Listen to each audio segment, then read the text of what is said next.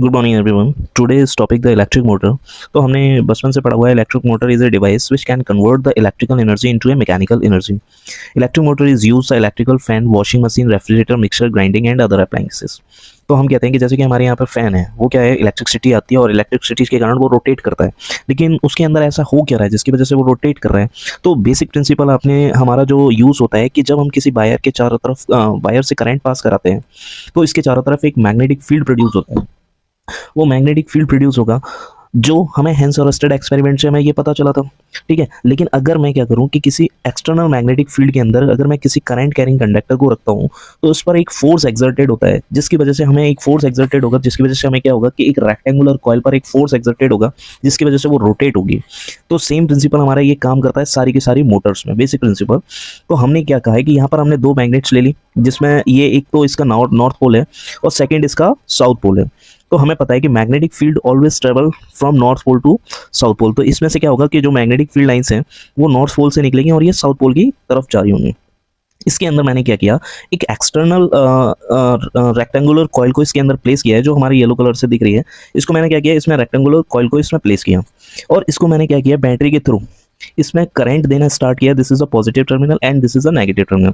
इसको हम बोलते हैं कि जैसे ये हमारा क्या है, स्लिट रिंग्स होती हैं जो हमारी रेक्टेंगुलर कॉइल्स को कंटिन्यूसली कांटेक्ट में बना के रखती हैं, अदरवाइज ये एक दूसरे से वायर आपस में टकरा के टूट जाएंगे। ये हमारे कार्बन ब्रशेस हैं जो क्या करते हैं, इसमें वायर को कनेक्ट करते हैं और ये इससे घूमते रहते हैं कंटिन्यूसली। अब हमारा क्या होगा कि जब हम बैटरी से या सेल से जब करंट प्रोवाइड करेंगे तो करंट पॉजिटिव टर्मिनल से निकलते हुए इस कॉइल में जाएगा और ये इस थ्रू से वापस होते हुए आएगा। तो हमें पता है कि जब इस कॉइल में करंट जा रहा होगा तो इसके चारों तरफ एक मैग्नेटिक फील्ड प्रोड्यूस होगा। ठीक है, और इस जो मैग्नेट है, एक्सटर्नल मैग्नेट लगे हुए हैं, इसका ऑलरेडी मैग्नेटिक फील्ड है, ये एक दूसरे से अफेक्ट करेंगे।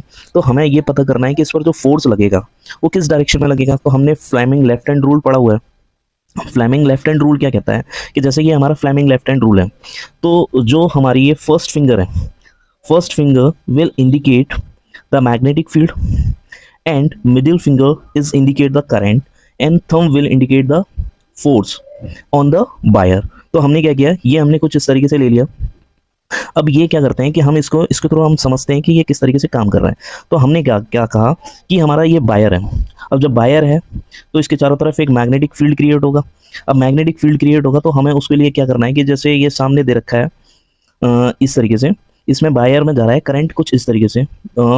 इसको मैं एक बार नंबरिंग कर देता हूँ, A B C D। अब जब मैं ले रहा हूँ C से D की तरफ, जब करंट जा रहा है C से D की तरफ, तो हम क्या करते हैं, फ्लेमिंग लेफ्ट हैंड रूल्स को यहाँ पर लेते हैं कुछ इसको समझने के लिए। ये मैंने क्या किया, फ्लेमिंग लेफ्ट हैंड रूल को यहाँ पर लिया और इसको प्लेस कर दिया। तो हमें दिख रहा है कि इसमें जो वायर है C से D की तरफ, तो करंट जा रहा है इसमें किधर, डाउनवर्ड डायरेक्शन में। करंट जा रहा है हमारा किधर, डाउनवर्ड डायरेक्शन में करंट जा रहा है, करंट जाएगा डाउनवर्ड डायरेक्शन में। और जो मिडिल फिंगर है वो किधर जा रही है, जो हमारा एक्सटर्नल मैग्नेटिक फील्ड जा रहा है V, तो और करंट गया नीचे की तरफ। तो thumb will indicate the force. तो इस कॉइल पर जो फोर्स लगेगा वो किधर लगेगा, ऊपर की तरफ। ठीक है ना। अब इसमें जो करंट जा रहा है वो इस तरफ है, मैग्नेटिक फील्ड जस्ट इसके अपोजिट चल रहा है। तो हमने एक फॉर्मूला पढ़ा है, F is equal to IBL sine theta, जहां पर I is indicate the current, V is the magnetic field and L is the length of the conductor, theta is the angle between the current and magnetic field. तो यहाँ पर जब एक दोनों के बीच में जो करंट है वो चल रहा है इस तरफ, मैग्नेटिक फील्ड जस्ट एक दूसरे से 180 डिग्री बना रहे हैं, तो साइन 180 की जो वैल्यू होगी वो होगी 0। तो इस BC पर एंड AD पर जो फोर्स लगेगा वो लगेगा 0, और जो हमारा CD पर फोर्स लग रहा है वो ऊपर की तरफ लग रहा है। जब हम इसमें फ्लेमिंग लेफ्ट हैंड रूल से देखेंगे तो इसमें क्या है, मैग्नेटिक फील्ड इधर जा रहा है, करंट की डायरेक्शन इधर लग रही है, तो force will be indicate the downward direction. तो इस कॉइल पर जो हमारी रेक्टेंगुलर कॉइल है, ये A B C D, तो इस पर जो फोर्स लगा वो ऊपर की तरफ लगा और इस पर जो फोर्स लगा वो नीचे की तरफ लगा।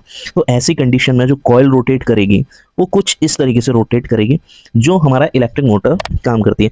अब क्योंकि ये DC मोटर है, क्योंकि हमने इसमें क्या किया है, DC करंट को यूज़ किया, तो ये हमारा क्या होगा, DC मोटर कहलाएगी। जब हम क्या करेंगे, किसी मोटर में AC करंट को यूज़ करते हैं तो वो हमारा अल्टरनेटिंग या AC मोटर कहलाती है। ठीक है।